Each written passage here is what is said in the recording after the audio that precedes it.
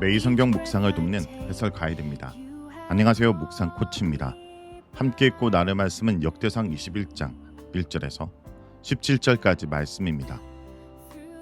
18장에서 20장이 다윗이 주변 나라들과의 전쟁에서 승리를 하고 세력을 넓히며 많은 노획물을 얻은 성공 이야기라면 21장은 성전 건설을 준비하는 서론에 해당합니다.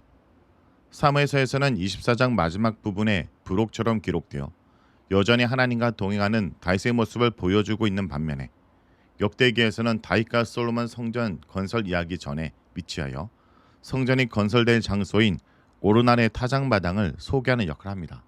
1절에서 6절은 다윗의 인구조사입니다. 1절에서 사탄은 다윗에게 이스라엘의 인구조사를 하라고 부추깁니다. 1절은 평행본문이 사무엘하 24장 1절과 상당히 다릅니다. 사무엘서에서는 이스라엘이 여호와 앞에서 악을 행했기 때문에 이를 징계하기 위해 하나님께서 다윗의 마음을 부추기시는 것으로 나옵니다. 즉 사무엘서에서 인구조사는 하나님의 징벌 수단이며 하나님께서 직접 다윗의 마음을 부추기십니다. 그런데 역대기에서는 하나님이 등장하지 않습니다. 다윗을 부추긴 것은 사탄이고 다윗은 이런 사탄의 유혹에 넘어가 인구조사를 합니다. 같은 이야기지만 맥락이 완전히 달라집니다. 사탄은 일반적으로는 대적자로 번역되지만 여기에서는 간사 없이 고유명사로 사용되었습니다.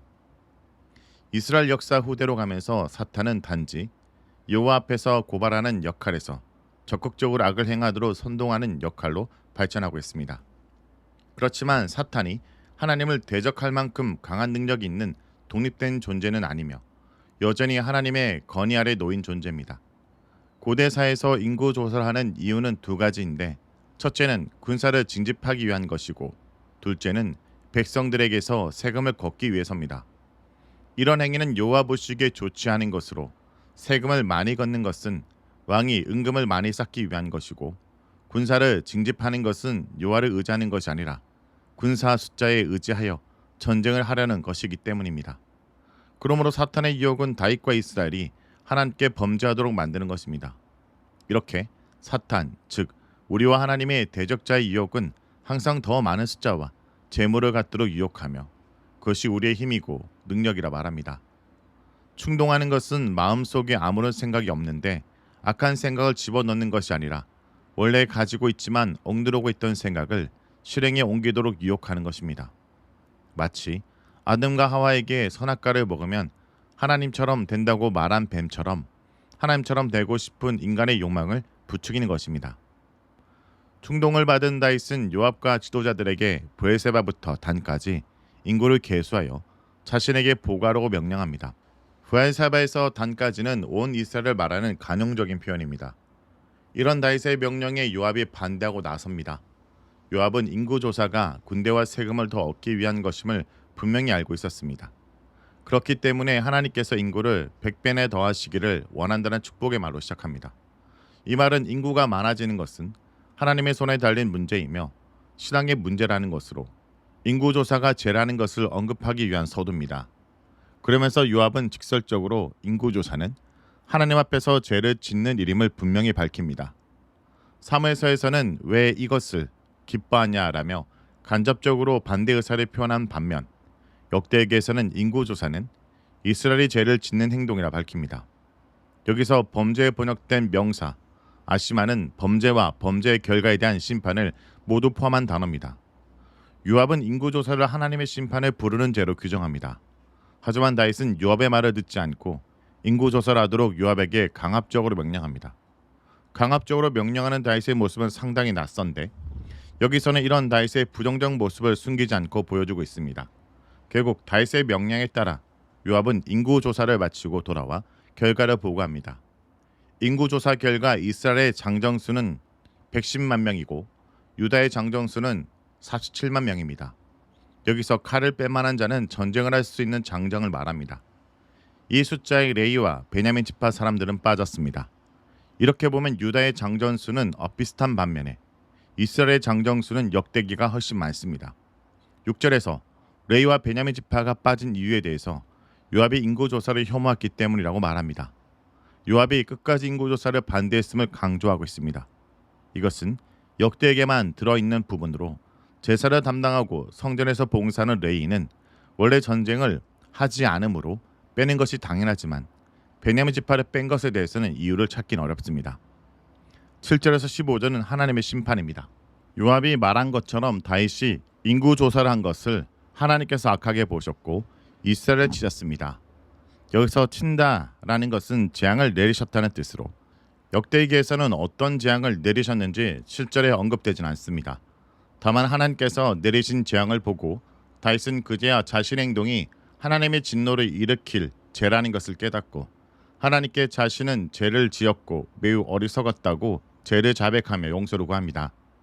이 고백을 통해 다윗은 인구조사의 책임이 전적으로 자신에게 있다는 것을 인정합니다. 만약 하나님께서 재앙을 내리지 않으셨다면 다윗은 자신의 죄를 인식하지 못했을 것입니다. 이런 다윗의 고백을 들은 하나님은 갓 선자를 통해서 다윗에게 세 가지 재앙을 제시하시고 그 중에 하나를 선택하라 하십니다. 어떤 벌을 받을 것인지에 대한 선택권을 주십니다. 세 가지 재앙은 첫째는 3년 기근이고 둘째는 다윗이 석 달 동안 적군의 칼에 쫓기는 것이고 셋째는 3일 동안 이스라엘 전역을 파괴할 극심한 전염병입니다. 여기서 다윗은 여호와의 궁일하심을 기대하며 사람의 손이 아닌 하나님의 손에 떨어지길 원한다고 대답합니다. 이것은 여호와의 칼과 여호와의 천사가 언급된 3일 동안의 전염병을 선택하겠다는 말입니다. 다윗은 그동안 자신이 경험한 하나님의 자비하심을 의지하여 가장 짧은 기간의 재앙을 택한 것입니다. 하나님은 자비롭기 때문에 극심한 전염병은 보내지 않을 것이라고 생각한 것 같습니다. 하지만 다윗과의 예상과 다르게 전염병은 이스라엘 백성 7만 명을 죽입니다. 다윗은 범죄와 재앙 선택으로 왕으로서 자신의 백성을 지키지 못하고 7만 명이나 되는 엄청난 많은 백성을 죽이는 무능하고 잔인한 왕이 되었습니다. 하지만 하나님께서 자비를 베푸셨기 때문에 이 정도에 그칩니다. 15절에서 니우치다로 번역된 단어는 후회하다, 유감스럽게 생각하다 라는 뜻으로 하나님은 많은 백성의 죽음을 매우 애석해 하시고 속상해 하십니다. 처음에 하나님은 다윗의 범죄로 인해 매우 중한 벌을 내리기로 결심하셨지만 막상 자신의 백성의 죽음에 마음이 아프셨습니다. 하나님은 예루살렘 전체를 멸망시킬 작정으로 천사를 보내셨지만 마음을 돌이키시고 이제 족하니 멈추라 명하십니다. 다윗의 고백대로 하나님께서는 자비롭고 노하기를 더디하시는 긍휼이 많으신 하나님입니다. 7만 명이라는 숫자는 예루살렘 전체의 멸망에 비하면 적은 숫자지만 다윗이 감당하기에는 큰 숫자입니다. 하나님의 심판과 자비는 가끔 인간의 생각과 다릅니다. 하나님의 명령으로 여호와의 천사는 여부스 사람 오르난의 타작마당 곁에서 멈췄습니다. 16절에서 17절은 다윗에게입니다. 하지만 이런 하나님의 생각을 모르는 다윗은 전염병을 일으키는 여호와의 사자가 여전히 칼을 빼들고 예루살렘 하늘을 향해 손을 들고 있는 모습을 보면서 여호와께서 예루살렘을 완전히 멸망시킬 수도 있다라는 것을 깨닫게 됩니다.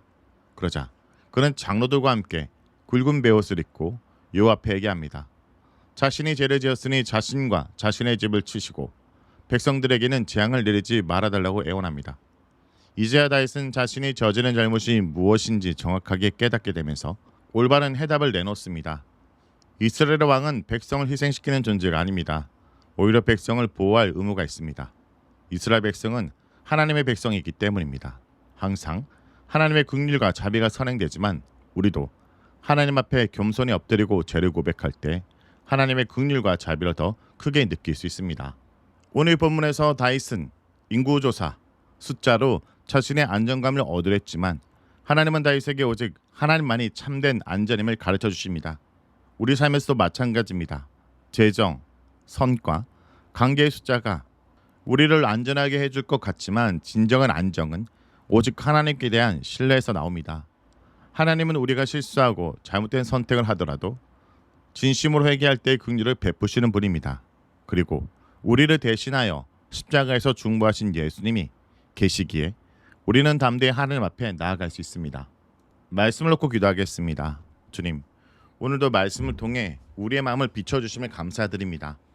불확실한 시대 속에서 우리가 숫자에 기대어 살아가려는 유혹을 고백합니다. 다윗처럼 하나님의 능력을 체험하고도 인간적 판단에 기대려는 우리의 연약함을 용서해 주옵소서. 주님, 우리가 어떤 상황 속에서도 하나님을 신뢰하게 하시고 하나님의 긍휼을 더욱 의지하게 하여 주옵소서. 우리가 죄를 범했을 때 즉시 회개하며 예수 그리스도의 십자가 앞에 나가게 하여 주옵소서. 중보자 되신 예수님 안에서 우리를 받아주시고 우리의 삶을 회복시켜 주옵소서. 예수의 이름으로 기도합니다.